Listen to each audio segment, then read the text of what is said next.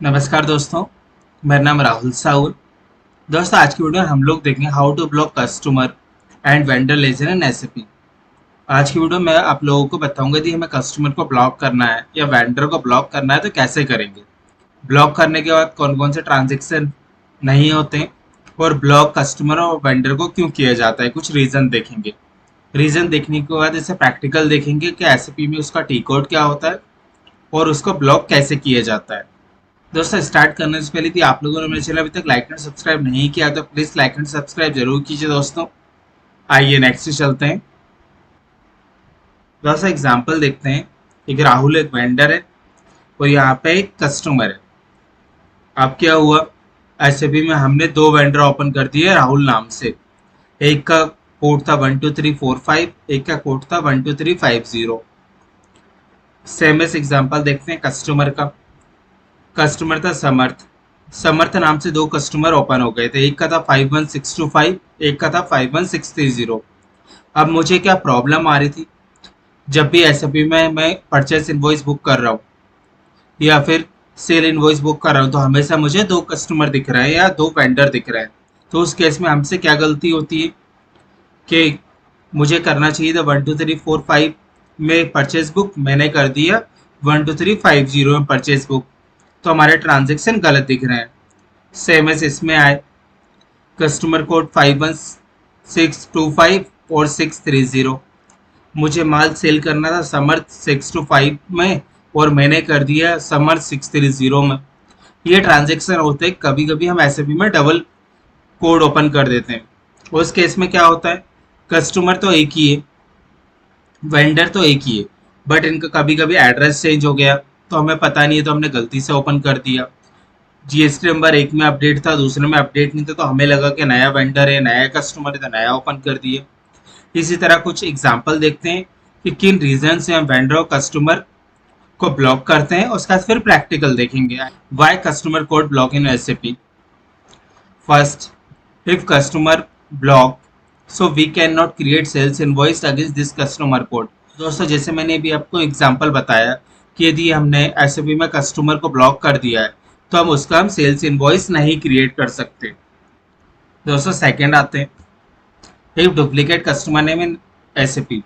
दोस्तों, क्या हुआ कि हमने एसएपी में कस्टमर सेम नेम के दो कस्टमर कोड ओपन कर दिए हैं। अब कस्टमर नेम तो क्या हो रहा है कि दोनों में सेम दिख रहा है, बट कस्टमर कोड अलग है, तो हमें आइडेंटिफाई करने में प्रॉब्लम होगी। इसलिए हम एक कस्टमर कोड को ब्लॉक कर देंगे, जिससे कि यदि हम सेल की एंट्री करते भी है तो वो हमें एंट्री नहीं करने देगा, ब्लॉक दिखाई देगा। थर्ड आते हैं, इफ जीएसटी नंबर चेंज। हम क्या करते हैं, कभी कभी यदि एक पार्टी में जीएसटी नंबर नहीं है, दूसरी में है, या उसका जीएसटी नंबर चेंज है, तो एक नया ओपन कर देते हैं, उस जीएसटी नंबर को अपडेट नहीं करते हैं। तो उस केस में हमें पुराना कस्टमर कोड ब्लॉक करना रहेगा, और या फिर पुराने में जीएसटी नंबर अपडेट करके नया वाले कस्टमर कोड को ब्लॉक करना रहेगा। वो आप लोग डिसाइड करेंगे कि आपको कौन सा कस्टमर कोड ब्लॉक करना है। दोस्तों, अब देखते हैं fourth point, if address change but customer name same. अब क्या होता है इसमें प्रॉब्लम, कभी कभी कस्टमर का एड्रेस तो चेंज है बट कस्टमर का नाम सेम है।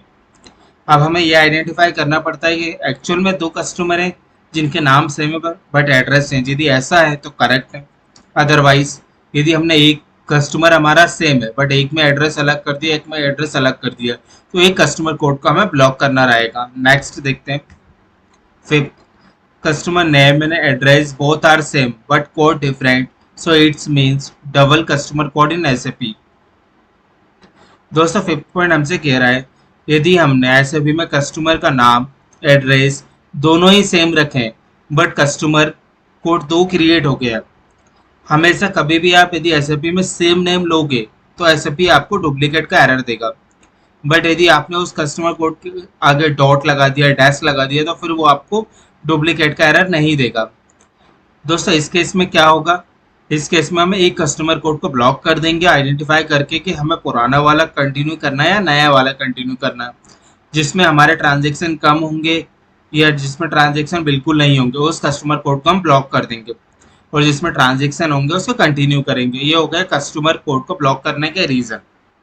नेक्स्ट आते हैं vendor, why vendor code block in SAP. दोस्तों फर्स्ट पॉइंट सेम है, एक vendor block, so we can not create purchase invoice against this vendor code. Same है, यदि मैंने वेंडर कोड को ब्लॉक कर दिया है तो उसके अगेंस्ट में परचेस इनवॉइस बुक नहीं कर सकते।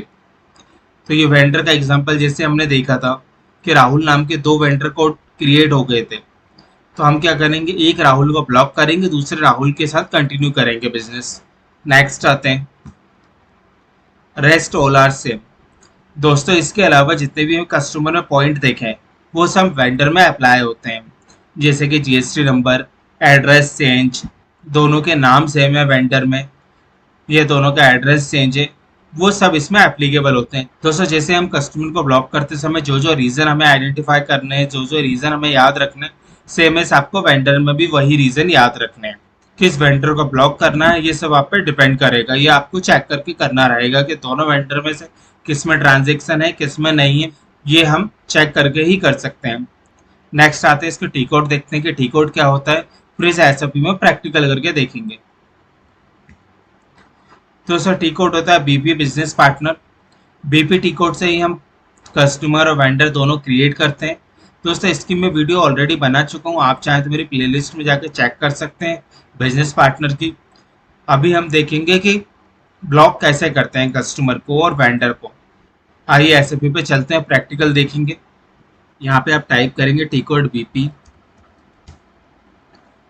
दोस्तों ये टी कोड सेम होता है, यदि आपको कस्टमर और वेंडर मास्टर क्रिएट करना है तो भी आप इसी टी कोड से क्रिएट करेंगे, यदि आपको ब्लॉक करना है तो भी इसी टी कोड से करेंगे। यदि आपको जीएसटी नंबर अपडेट करना है, एड्रेस चेंज करना है, पैन नंबर अपडेट करना है तो भी इन सब के लिए सेम टी कोड रहेगा बीपी।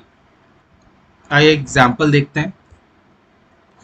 दोस्तों ये मैंने यहाँ पे वेंडर कोड और कस्टमर कोड दिया है, इसका प्रैक्टिकल करके देखेंगे। पहले वेंडर कोड को देख लेते हैं।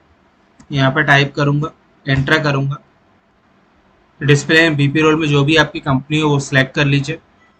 दोस्तों जैसे ही आप वेंडर पे आए तो आपको सबसे पहले क्या करना है, एडिट के बाद क्या हो जाएगा, एडिटेबल फील्ड ओपन हो जाएगी।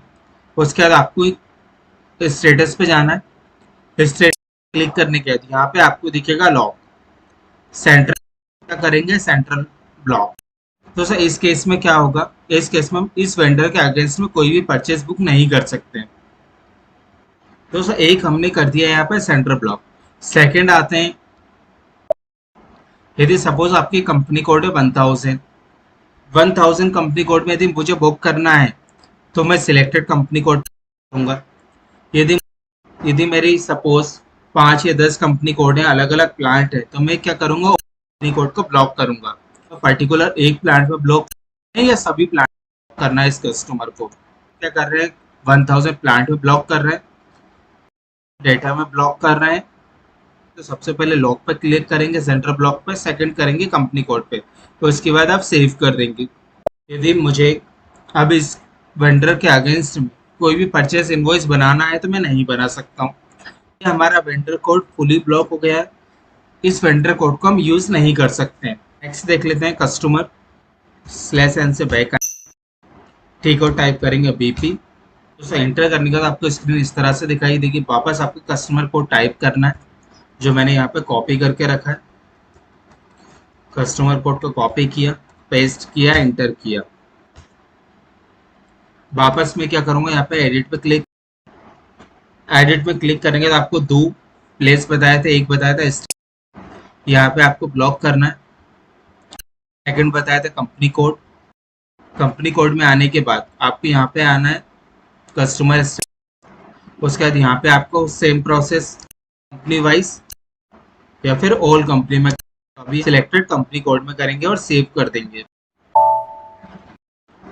ये देखिए दोस्तों यहाँ पे भी चेंजेस हैव बीन सेव हो गए हैं, मीन्स ये हमारा कस्टमर कोड ब्लॉक हो गया है। सिलेक्शन से बैक आएंगे तो मैं आपको बताऊंगा कि इसको अनब्लॉक कैसे करेंगे।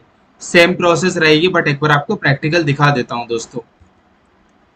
सेम आएंगे वेंडर में, वेंडर कोड यहाँ से कॉपी करेंगे, टी कोड टाइप करेंगे बीपी, यहाँ पे फोल्डर पे क्लिक करके टाइप करेंगे वेंडर कोड, एंटर करेंगे। एंटर करने के बाद उसके बाद आपको यहाँ पे एडिट पे क्लिक, एडिट पे जाके स्टेटस, फिर यहाँ से सेंटर ब्लॉक करना है, कंपनी कोड स्टेटस में यहाँ से आपको कोड रिमूव करना है और सेव करना है। अब यहाँ से आप कस्टमर कोड वापस ओपन हो गया। अब इस केस में आप वापस परचेज बुक कर सकते हैं। सेमएस देख लेते हैं दोस्तों। कस्टमर को टाइप करूंगा बीपी, यहाँ से इसको कॉपी करेंगे कस्टमर कोड को, सेम फोल्डर करेंगे, पेस्ट करेंगे, इंटर करेंगे, स्टेटस पे जाएंगे, सेंटर ब्लॉक को करेंगे, कंपनी कोड स्टेटस पे आएंगे, यहाँ से फिर रिमूव करेंगे और फिर करेंगे।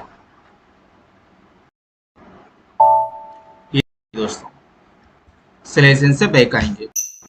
तो दोस्तों इस केस में क्या हुआ, अभी हमने देखा कि वेंडर को कैसे ब्लॉक करते हैं, कस्टमर को कैसे ब्लॉक करते हैं, फिर वापस उसको अनब्लॉक करके देखा कि कैसे अनब्लॉक करते हैं। दोस्तों ये मोस्ट इंपॉर्टेंट वीडियो है, क्योंकि इस वीडियो से क्या होगा कि यदि आपको कभी कभी कस्टमर कोड गलत सिलेक्ट हो जाते हैं तो आप उन कस्टमर कोड को ब्लॉक करा सकते हैं। दोस्तों आज की वीडियो में हमने देखा वेंडर और कस्टमर को ब्लॉक क्यों करते हैं, कैसे करते हैं। दोस्तों यदि आपको मेरी वीडियो पसंद आई है तो लाइक एंड सब्सक्राइब जरूर कीजिए दोस्तों। यदि आपको अच्छी लगी हो तो आपके दोस्तों के साथ शेयर कीजिए, जिससे कि उनका नॉलेज बढ़ेगा। आज के लिए इतना ही दोस्तों, थैंक यू।